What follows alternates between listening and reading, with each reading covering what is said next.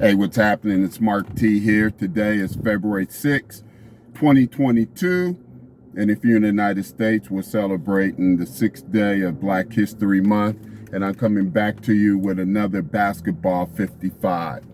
What I'm doing today is I'm going to take a quick moment to recap the people and institutions that we've covered so far, so we can see a common thread that runs through everybody in every institution that we spoke about so far.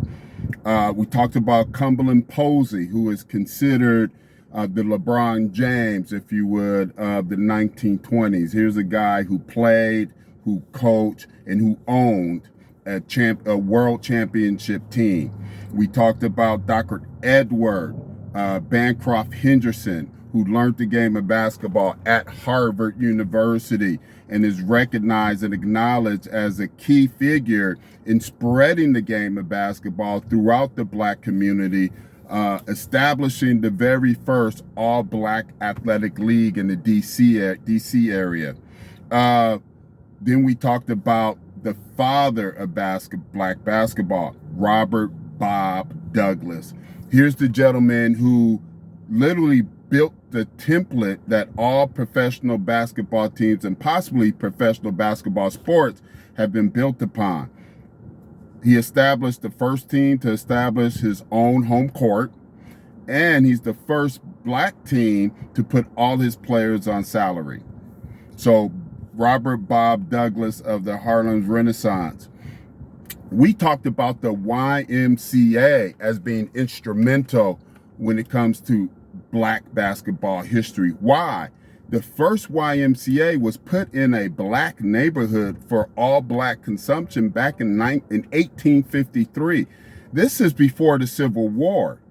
And from 1853 through 1946, when they succumbed to segregation, the YMCA kept and promoted all Black YMCAs in Black communities.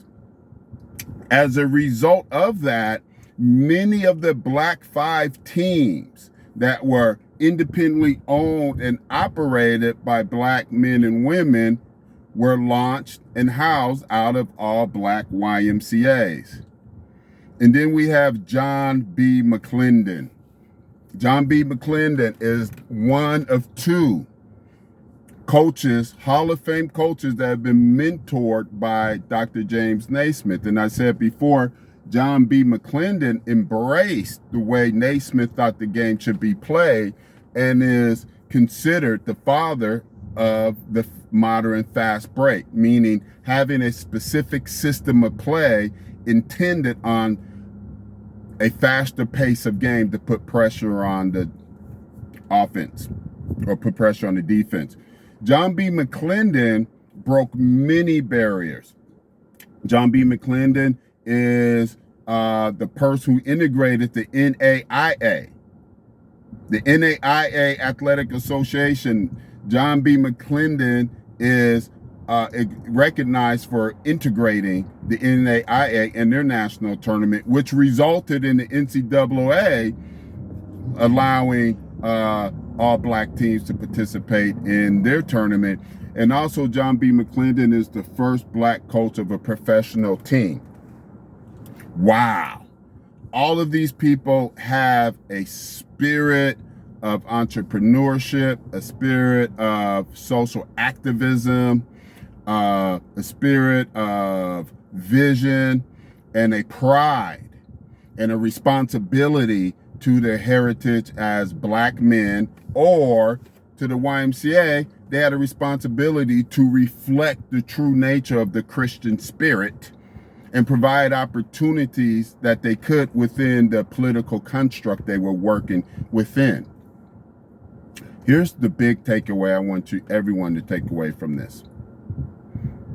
All of these guys, all of these people, particularly Cumberland Posey, Dr. Edward Henderson, and Bob Douglas, they all were entrepreneurs. And the YMCA enabled entrepreneurship. Think about that. Prior to the NBA, Black basketball equated Black business ownership within the Black community.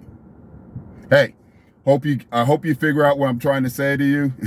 With that, be blessed. This is Mark T. Till next time. And remember, if you find what I'm doing interested, if you think there needs to be a revival of this type of entrepreneurship within the Black and brown communities in sport, go to nobackboard.com, and consider joining the social club. Be blessed.